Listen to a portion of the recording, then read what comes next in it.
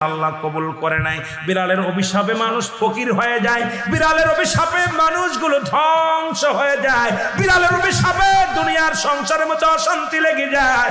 বিড়ালকে ভালোবাসলে ও মুসলমান শুনে নেও, এই বিলাইকে ভালোবাসলে বিলাই যদি দোয়া করে, বিলার দোয়ায় আল্লাহ দরবারে অনেক ফায়দা লুটতে পারবেন। জোরে জোরে চিল্লায় বলা যাবে না মারহাবা।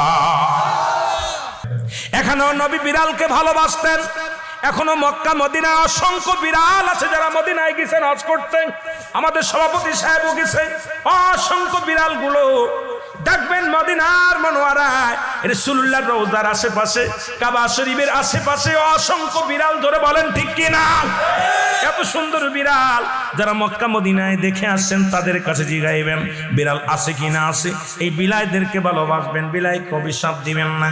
একবার এক মহিলা অমুসলমান রাসূলুল্লাহর কদমের মধ্যে একজন বিড়ালকে বিষ পান